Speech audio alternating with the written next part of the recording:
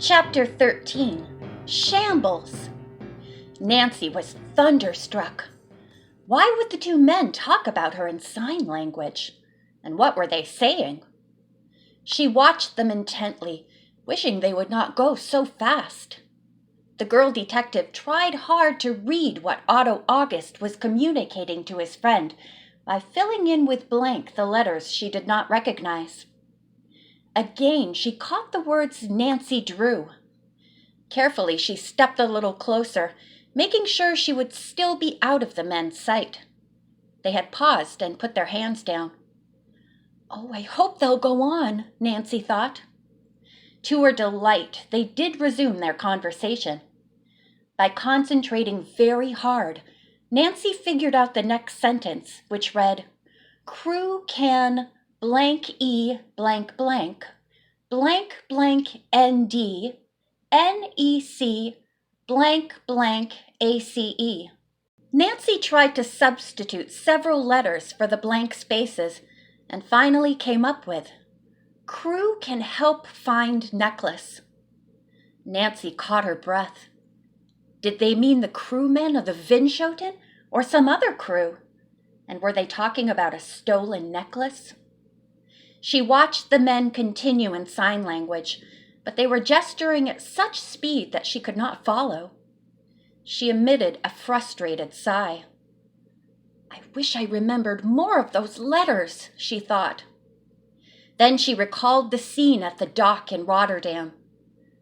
I suppose these people not only use the finger alphabet when they have to, as they did in the ship to pier episode, but as a general means of communication, she thought.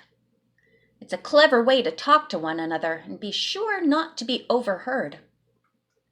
She became more suspicious than ever of Otto August.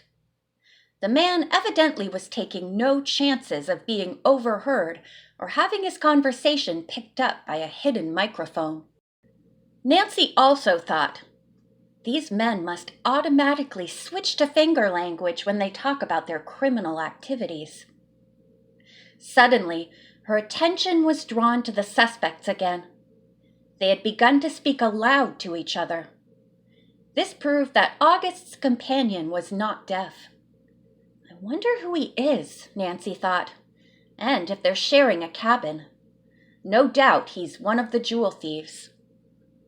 The men were discussing whether they should go to the snack bar for a drink or wait until later in the afternoon.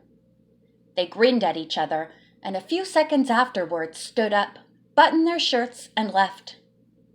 Nancy hurried off because she did not want them to notice her. She went back to where her friends had been lounging, but the girls had left the deck. Maybe they felt they'd had enough sun and returned to the cabin to change, Nancy reasoned. I'd better go there myself and tell them what I've just learned. She walked down to the lower deck and found Bess, George, and Nelda at the foot of the steps, about to ascend. "Where have you been?" Bess demanded. "We were worried about you."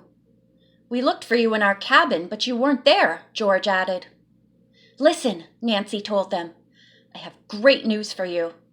How would you like to go to the coffee shop? I'm terribly thirsty. While we're having something to drink, I'll tell you about it." "Good idea," George said, and the others agreed, eager to hear Nancy's story. They went to the coffee shop, ordered sodas, and sat down at a corner table. While they were sipping the refreshing drinks, Nancy told them she had seen Otto August and a friend conversing in the finger language and spelling her name again. Nelda frowned. "I don't like this. Those are evil men. Nancy, do be careful."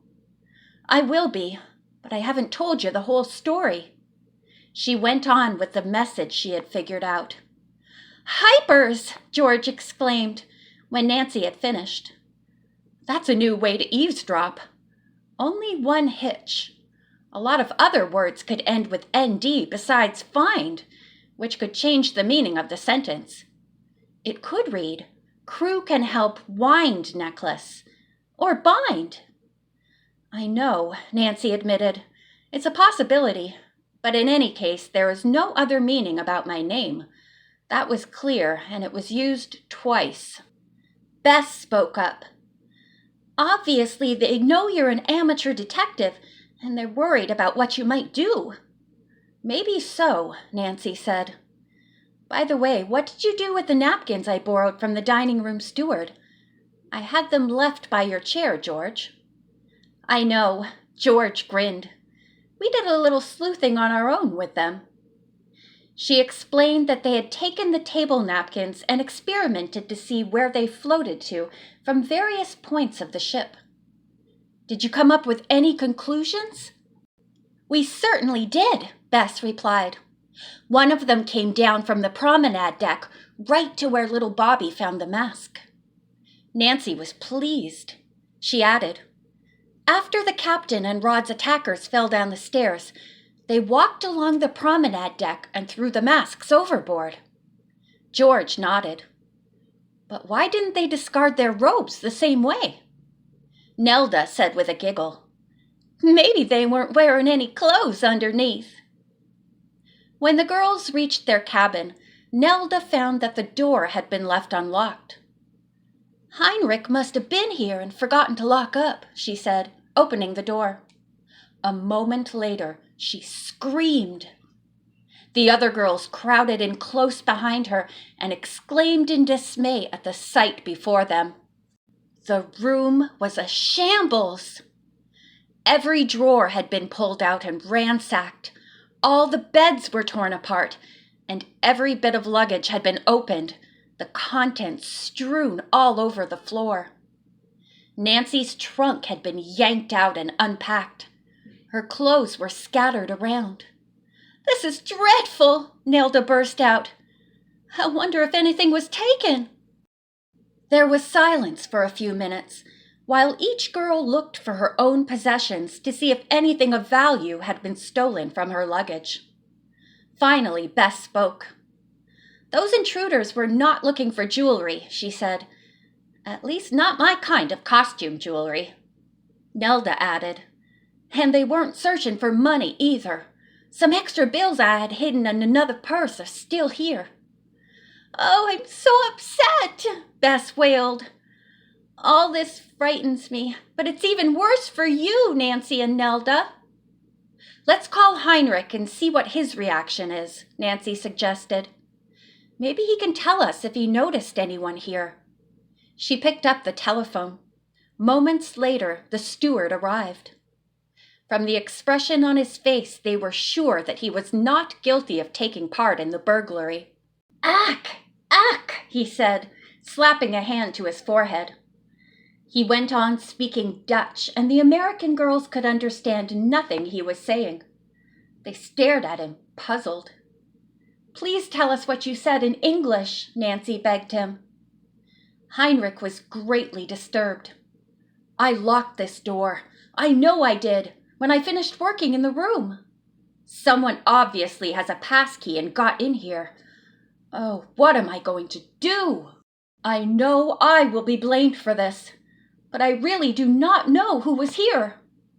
Nancy said she was sorry the steward could not help them, but did not blame him for what had happened. She told him so. Please don't worry about this. Thank you, Heinrich said, and turned around, still shaking his head in disbelief. He closed the door and walked out into the corridor. George asked the other girls if they felt that the steward was telling the truth. All of them were sure he was. In any case, Nancy said, the intruders did not find what they hoped to. She stopped speaking and looked out the porthole at the smooth green ocean. For several moments she stood lost in thought. The others glanced at her, sure she would get some idea as to who the would-be thieves were. Certainly they had not been just mischief makers. Mischief! At once Nancy thought of little Bobby. This was just the kind of joke he might play on the girls. But how would he get in here, she reasoned, and immediately dismissed the thought that Bobby might be the culprit. This job was more than a prank, she decided. Suddenly the girl detective turned around. I just had a horrible idea, she cried out. If The intruders were the two men who were here before, looking for their trunk.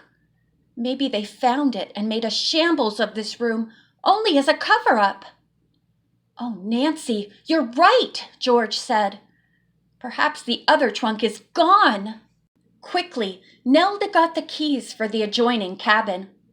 The girls opened the door leading from 128 to 130, and Nancy hurried in, followed by her friends. The room was undisturbed. Hastily, Nancy walked toward the wardrobe. Would the mysterious brass-bound trunk with the initials ND on it still be there? End of Chapter 13.